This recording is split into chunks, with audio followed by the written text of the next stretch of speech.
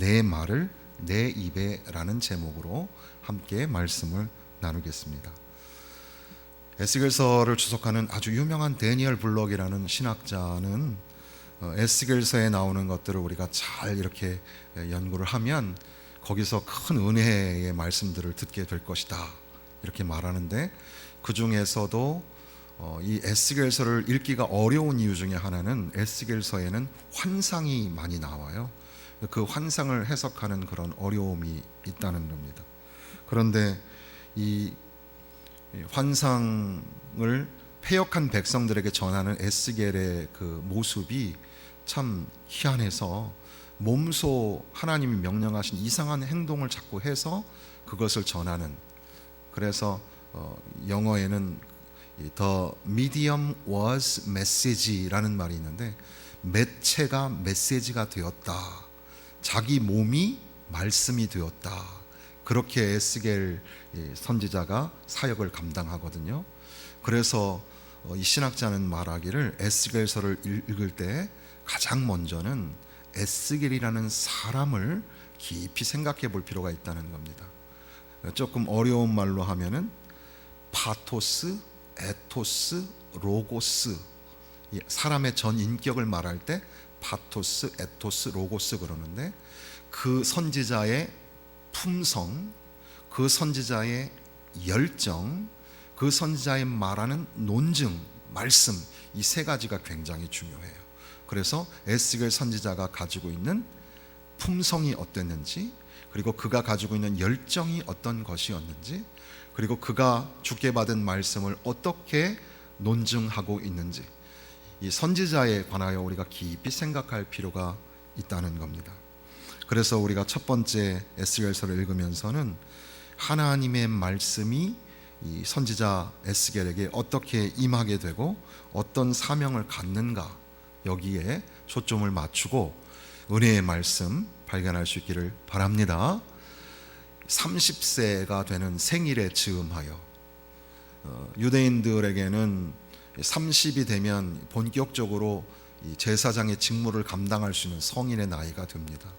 에스겔은 제사장의 혈통이었기 때문에 30이 되면 드디어 제사장으로 취임을 하게 되고 주의 귀한 사명을 감당하는 제사장의 직무를 감당해야 하는데, 지금 에스겔은 그렇게 예루살렘에 있지 못하고 이 그발 강가에, 1장부터 보면 그발 강가에, 그러니까 이제 포로로 끌려와서 거기에서 참 처량한 신세로 강가를 바라보고 있는 겁니다.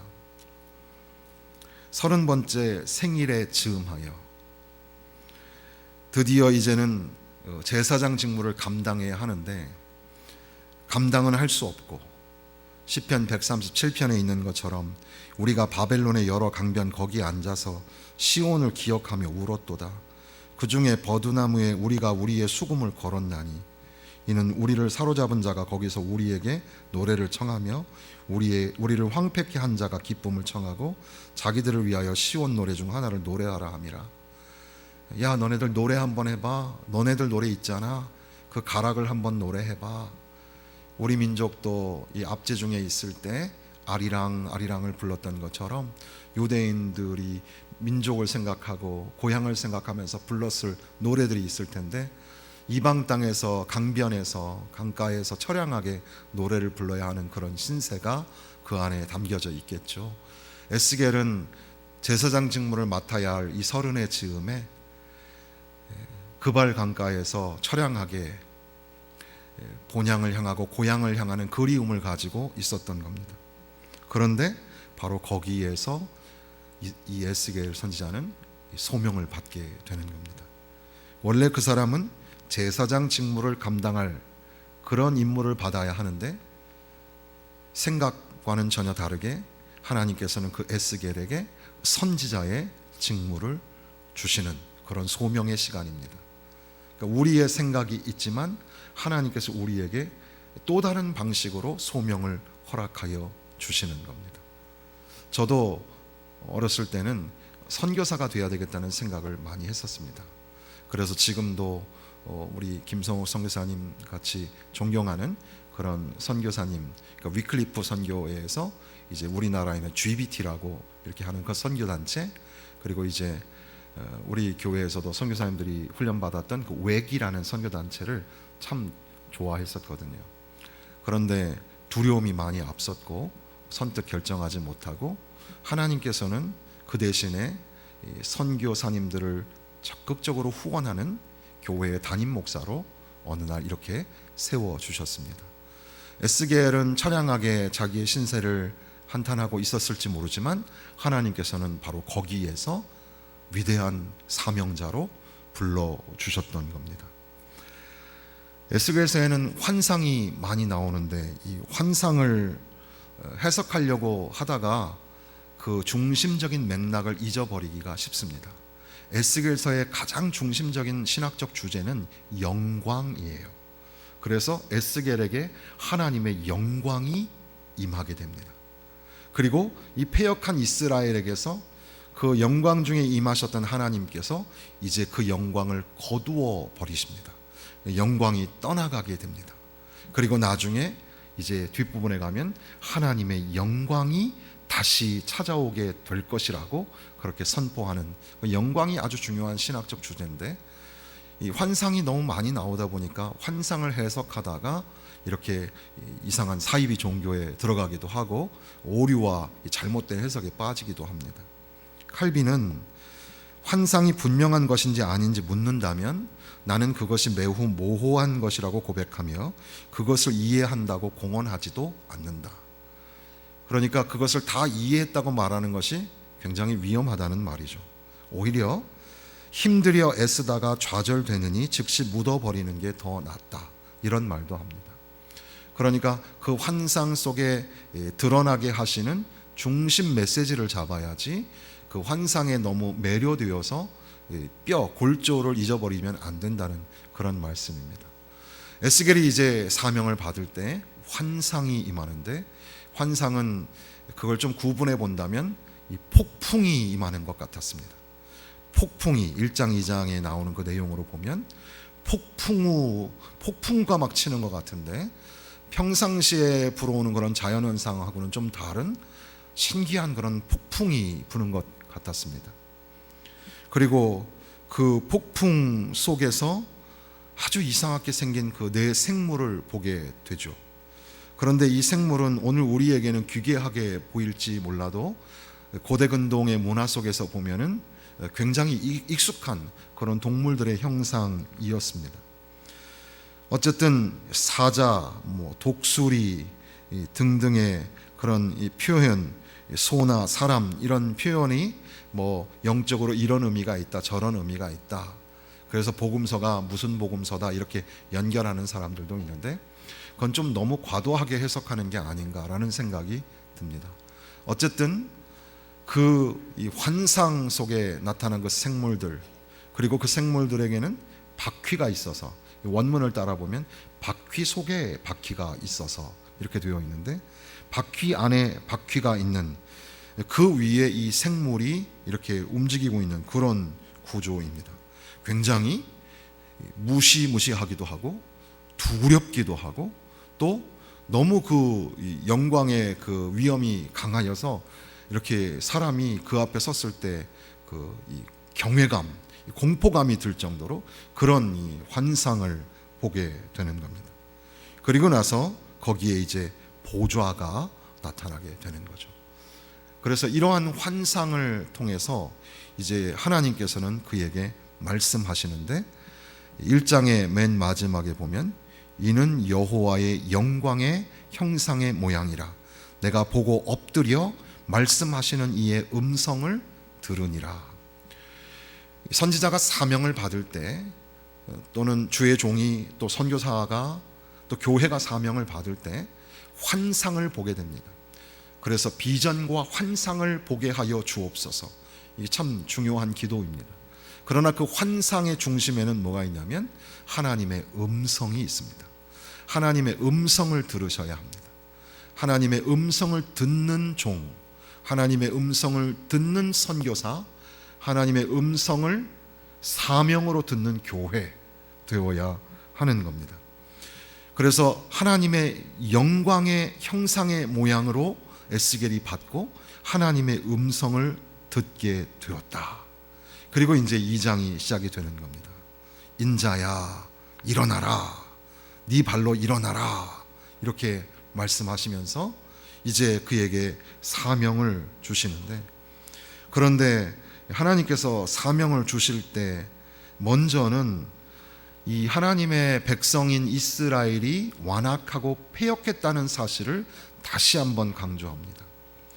선지서를 읽을 때 또 하나 우리가 이제 청중으로서 듣기에 불편한 부분이 이스라엘 백성들의 죄악상이 자꾸 드러나거든요. 그리고 그것은 오늘 우리에게 하시는 말씀이기 때문에 오늘 우리에게 스며들어 있는 그런 부패와 패역함, 그런 것들을 자꾸 지적할 때에 우리가 그것을 이렇게 알고 회개하고 깨달아야 되는데, 때로는 완악하여져서 그 말씀 앞에 아주 불편한 심기가 될 때가 많죠. 우리의 모든 것들을 단단해져 있는 그런 마음들을 부드러운 마음으로 바꾸고 하나님의 말씀을 받으셔야 하는 줄로 믿습니다. 이스라엘 백성을 향하여 패역한 그 백성임을 이제 하나님께서 강조하시는데요, 거기에 히브리어에는 배반하다, 여기 이 본문으로 따지면 배반과 패역이라는 단어가 여러 번 등장하게 되는데, 배반하다, 패역하다, 이런 유의 단어가 7번이나 등장을 하게 됩니다. 그러니까 그들이 얼마나 패역하고 배반하는 백성이었는가. 그리고 더군다나 그들은 불충함을 가지고 있는 백성이었습니다. 그래서 그들이 패역한 백성, 나를 배반하는 자에게 보내노라. 그들과 그 조상들이 내게 범죄하여 오늘까지 이르렀다. 충성스럽게 하나님이 맡기신 사명을 감당해야 하는 이스라엘이 하나님 앞에 충성스럽게 살지 못했다라는 것을 또 이어서 말씀하시고, 그리고 나아가서는 이 반항하는 이스라엘 백성들, 4절 5절에 보면 그 자손은 얼굴이 뻔뻔하고 마음이 굳은 자니라. 내가 너를 그들에게 보내노니 너는 그들에게 이르기를 주 여호와의 말씀이 이러하시다 하라. 패역한 족속이 그들이 듣든지 아니 듣든지, 그러니까 자꾸 안 듣는 사람들, 하나님 말씀 듣지 않고 오히려 뻔뻔하게 자기 얼굴을 세우는, 영어의 얼굴이라는 단어가 face잖아요. face라는 단어는 얼굴이라는 말도 되지만 영어에서는 체면이라는 말도 돼요. 체면. 그래서 face 그러면 체면, 자기 체면을 세우려고 할 때에도 이 face라는 단어를 쓰거든요. 그러니까 얼굴이라는 단어가 성경에 여러 번 등장하기 때문에 얼굴을 가지고 연구를 하는 것도 구약이나 신학을 전공하는 우리 연구자들이 그런 걸 생각해 볼 수 있겠습니다. 그런데 이들은 얼굴이 뻔뻔해요. 마음은 딱딱해요. 뻔뻔하고 딱딱한 그런 이스라엘 백성들, 그들에게 하나님 말씀을 전해야 하는 에스겔 선지자입니다. 그러니까 사명을 받을 때 그 당대의 동년배, 아니 조금 선배로서 사명을 감당한 선지자가, 유명한 선지자가 있어요. 그가 예레미야인데, 예레미야 선지자에 비해서 에스겔은 부족한 점이 많다고 느꼈을 거예요. 그런 위대한 예레미야 선지자도 사명 감당할 때 얼마나 많은 고생을 했는가. 그러니 에스겔이 이 사명 감당할 때 얼마나 부담스럽겠습니까? 훌륭한 많은 목회자들, 그 기라성 같은 목사님들도 교회에 목회하면서 얼마나 많이 힘들었는데, 젖먹이 어린아이 같은 저가 이렇게 60성상을 지나가는 교회에 담임이 돼서 사명을 감당한다는 것은 정말 불가능한 일일지도 모릅니다. 얼마나 두려운 마음이 있겠어요. 세계에 5천명, 10,000명, 20,000명 넘는 교회들, 그런 교회들도 선교 사역 감당할 때 여러 가지 많은 부담을 가지고 있는데, 우리 교회처럼 그들과 비교하면 참 초라하고 작은 우리 교회가 세계 열방을 품고 기도하고 그들을 후원하는 선교 사역을 감당한다는 거, 어떻게 보면 참 어려운 일일지도 모릅니다. 그런데 더군다나 에스겔이 이제 사명을 감당해야 될 그 이스라엘 백성, 그들에게 말씀을 전해야 하는데 그들은 어떤 사람이에요? 패역한 사람들이고 그들은 불충한 사람이었으며 그들은 뻔뻔한 하나님을 반항하는 그런 사람들이었습니다. 그들에게 하나님의 말씀을 전하라. 이제 하나님께서는 우리가 읽은 본문으로 와서 인자야 너는 비록 가시와 찔레와 함께 있으며 전갈 가운데 거주할지라도 사명을 주시면서 여기에 보면 내가 너를 보낸다 하시는 주께서 이제 선지자에게 용기를 주시는 그런 장면들입니다. 인자야 너는 두려워하지 말고 그들의 말을 두려워하지 말지어다. 그들은 패역한 족속이라도 그 말을 두려워하지 말며 그 얼굴을 무서워하지 말지어다. 그러니까 이스라엘 백성들을 향하여서 하나님의 무서운 심판의 말씀을 전해야 하는데 에스겔이 어떻게 그걸 감당할 수 있겠어요? 그러니까 그 자리가 가시와 찔레의 자리 같아요. 전갈 가운데 있는 것 같아요. 그런데 그 자리를 두려워하지 말라. 그리고 그들이 하는 말을 두려워하지 말아라. 그리고 그 얼굴을 무서워하지도 말아라. 이렇게 말씀하시는 겁니다. 우리가 단기 선교를 갈 때 단기 선교에 가면 이제 잘 세팅이 되어 있는 1년이라는 시즌 중에서 가장 좀 달달하고 좋은 시간대에 우리가 단기 선교를 갈 때가 많아요. 선교사님들이 많이 배려를 해놓고 계시는 거죠. 그래서 단기 선교 잠깐 갔다 오고 내가 선교를 좀 했다 이렇게 말하는 것은 아주 큰 실수를 하시는 겁니다. 아주 작은 부분만 우리가 보고 오는 거거든요. 실제 선교사님들의 1년 생활은 아주 고달프고 힘들고 어려운 시간을 보낼 때도 많습니다. 조금 이제 훈련이 된 성숙한 단기 선교팀을 보낼 때는 이제 팀으로 나누어서 그들에게 이제 복음의 말씀을 전하는 일들도 하게 되는데 그 말씀을 잘 받는 사람들도 있지만 그러나 때로는 핍박자를 만나기도 하고 해방꾼을 만나기도 합니다. 그래서 통역하는 아이를 데리고 몽골의 어떤 이제 동네에 들어가서 우리 권사님들, 집사님들 데리고 이렇게 어느 집에 들어가서 말씀을 전하는데 술 취한 그 남자가 들어와 가지고 저한테 막 파스토 나랑 얘기 좀 하자고 그러면서 막 회방을 하고 결국에는 도망치다 쫓겨나와서 그 마을 바깥에서 전화도 안 되고 연락도 안 되고 그런 상황 속에서 막 울면서 기도하던 그런 기억도 저에게 있는데 그렇게 그들에게 복음을 전할 때 그들의 얼굴이 무섭게 다가오고 그들의 말이 또 무섭습니다. 그리고 또 그 앉은 상황이 아주 불편한 자리예요. 찔레와 가시가 있는 자리고 전갈이 있는 그런 자리예요. 주의 종이 사명을 감당할 때 그 장소가 그렇습니다. 대하여야 하는 그 사람들의 말이 그렇습니다. 그리고 또 그들의 얼굴이 그렇습니다. 이렇게 은혜 받을 준비를 착 하고 앉아 계셔서 이렇게 뵈면 얼마나 좋아요.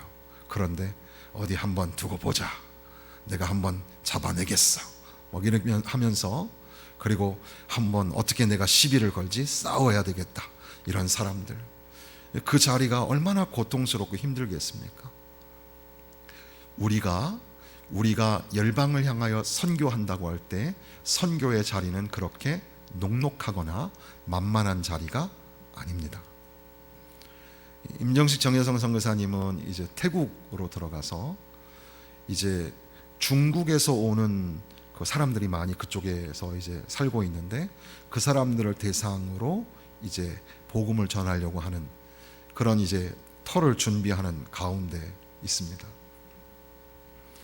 그게 참 쉽지 않은 거죠.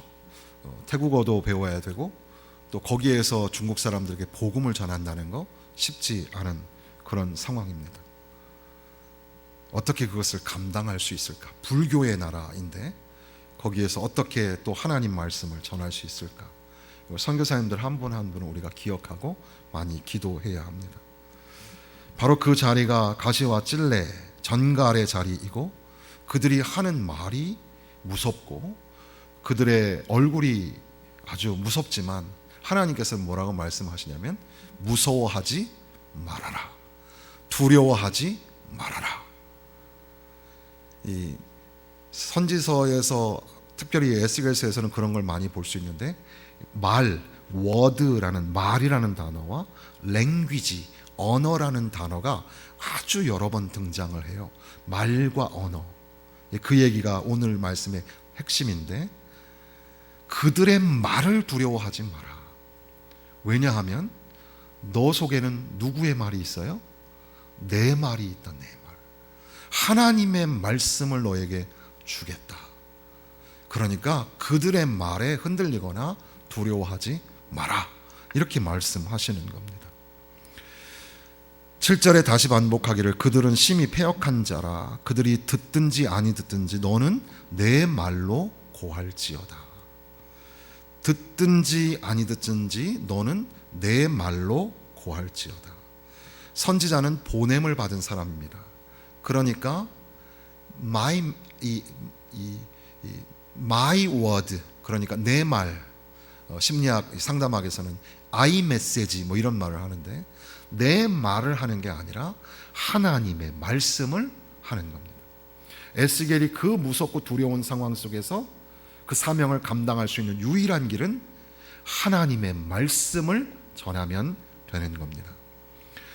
우리 주의 종들이 강단에 서서 두려움 속에서 하나님 말씀을 전할 때 자기 말보다는 하나님 말씀을 어떻게 하면 여기 성경에 기록되어 있는 이 글자가 살아서 역동적으로 성도들에게 하나님의 말씀으로 전해질 수 있도록 거기에 사활을 걸어야 하는 거죠. 선교사님들이 그 종족, 미전도 종족들에게 또 그 족속들에게 이방 사람들에게 하나님 말씀을 전해야 하는 겁니다. 내 말로 내가 가진 재능으로가 아니라 그것은 부수적이에요. 오히려 하나님의 말씀을 전해야 합니다. 내 말을 전할지라. 내 말을 전할지라. 교회도 마찬가지입니다. 교회가 할 일이 참 많아요.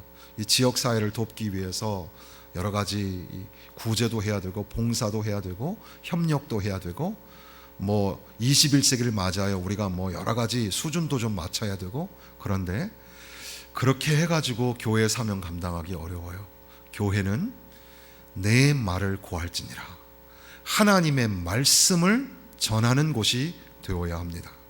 교회의 순기능, 교회의 가장 중요한 기능은 하나님의 말씀을 전해야 합니다. 야, 그 교회 가면 좋아. 뭐가 좋아? 의자가 좋아. 이러면 안 되고 그 교회 가면 뭐가 좋아요? 말씀이 있어. 하나님의 말씀이 있어. 하나님 말씀이 나를 위로하시고 하나님 말씀이 나를 살리시고 하나님 말씀이 콕콕 찌르시기도 하고 하나님 말씀이 살아서 좌우의 날선 검과 같이 예리하여 혼과 영과 관절과 골수를 찔러 쪼개기까지 하며 교훈과 책망과 바르게 함과 의로 교육하기에 유익한 하나님의 말씀이 선포되는 교회, 우리 교회가 되어야 할 줄로 믿습니다. 그러면서 인자야 내가 내게 이르는 말을 듣고 패역한 족속까지 패역하지 말고 내 입을 벌리고 내가 내게 주는 것을 먹으라. 먹으라. 하나님 말씀을 먹으라 그럽니다. 이 먹으라라는 것은 이제 이 에스겔은 이상한 행동을 하나님께 명령을 받을 때가 많잖아요. 몸소 메시지를 전하게 되는데 그 두루마리가 어떤 건지 잘 몰라요. 그런데 하나님께서는 에스겔 보고 먹으라고 하시는 겁니다. 이 말씀이 뭘까? 곰곰이 저는 생각해 보다가 설교자가 하나님의 말씀을 계속해서 파고 또 파고 어떻게 보면은 여기에 있는 본문 대다수는 한 번 이상은 다 설교한 내용들이거든요. 새벽 같은 경우는 한 장 한 장씩을 다 하기 때문에 몇 번을 반복하잖아요. 그런데도 불구하고 또 읽고 그 말씀을 머릿속에 계속 암송을 하는 거예요. 설교가 막 여러 편이 제 머릿속에 막 뱅뱅 도는 거예요. 그러니까 눈을 뜨면 눈을 감으면 하나님의 말씀이 계속 있는 거예요. 그런데 더 나아가서 하나님의 말씀을 먹으라는 것은 네가 말씀을 전하는 네가 하나님 말씀에 순종해라. 네가 하나님 말씀에 철저히 순종해봐라. 하나님 역사가 일어나는지 설교자인 네가 먼저 순종해보라 이겁니다. 선교사님이 하나님의 말씀을, 복음을 전할 때 선교사님이 먼저 순종해야 돼요. 선교사님이 다른 방법을 써서는 안 되고 하나님 말씀을 받아 먹어야 돼요. 교회가 어때야 합니까? 교회가 다양한 여러 가지 방법을 동원해 가지고 경영학을 가져오고 심리학을 가져오고 또 처세술을 가져오고 그런 여러 가지 응용 능력을 가지고 교회가 운영될 것 같죠? 그렇지 않아요. 하나님의 말씀이 그 가운데 있어야 하는데 하나님의 말씀을 받아 먹어야 돼요. 교회가 하나님 말씀에 순종하면, 철저히 하나님 말씀 순종하면 하나님의 역사가 일어나고 생명의 복음이 전파되는 줄로 믿습니다. 그 말씀을 탁 먹는데 3장 3절에 보니까 하나님께서 내가 입을 벌리니까 하나님께서 그 두루마리를 먹이시는데, 인자야 내가 내게 주는 이 두루마리를 네 배에 넣으며 네 창자에 채우라. 배에 넣고 창자에 채우라는 겁니다. 그러니까 하나님 말씀을 순종할 때 깊이, 하나님 말씀 먹을 때 그냥 귀로 슬쩍 듣고 교회 문턱 탁 나가다가 아이고 오늘 말씀이 뭐더라 잊어버리시지 말고 하나님 말씀을 깊이 그 말씀을 담는 겁니다. 그랬더니 신기한 역사가 나타나는데 그것이 내 입에서 달기가 꿀 같더라. 하나님 말씀이 그 입에서 너무 달고 오묘한 하나님의 말씀으로 그에게 다가오게 되었다는 겁니다. 그에게 한 가지 더 용기를 주시는데 3장 4절 이하에 보면 이 언어의 이야기가 또 나와요. 4절에 보니까 이스라엘 족속에게 가서 내 말로 그들에게 고하라. 너를 언어가 다르거나 말이 어려운 백성에게 보내는 것이 아니요 이스라엘 족속에게 보내는 것이라. 언어가 다르거나 말이 어려워 내가 그들의 말을 알아듣지 못할 나라에게 보내는 것이 아니니라. 내가 너를 그들에게 보냈다면 그들은 정녕 내 말을 들었으리라. 선교사님이 가장 많이 훈련해야 될 부분이 뭐냐면 언어예요. 언어. 그러니까 선교사의 재능에는 건강함이 있어야 되고, 그 이방인을 만나는 이 에일리언, 외국인을 만나는 데 있어서 이 경계선이 별로 없는, 누구나 만나고 어느 음식이나 잘 먹는 사람이 선교사가 될 자질이 있는 거예요. 그런데 가장 중요한 것은 언어에 탁월한 재능이 있어야 돼요. 아무리 이 모든 게 다 있어도, 재원이 있어도 언어의 능력이 없어서는 안 돼요. 그러니까 언어 능력을 잘 준비하고, 그러니까 영어는 능통하게 하셔야 돼요. 선교사 준비하시는 분들은 영어를 능통하게 하시고 그 나라의 언어를 빠른 시간에 습득할 수 있는 능력이 필요해요. 그러니까 언어가 안 되는데 몇 년 동안을 언어만 공부하다가 오는 분들 있잖아요. 그분들은 선교사의 재능이, 파송되어 나가는 선교사의 재능이 없는 거예요. 좀 미안한 말씀이지만 오히려 여기서 함께 기도하고 협력하는 선교가 해야 될지 몰라요. 그러니까 언어가 참 중요해요. 그런데 아무리 언어가 중요해도 그것을 뒤집는 말씀을 여기서 하시는 겁니다.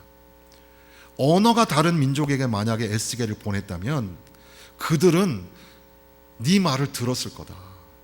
복음이 전해졌을 거다.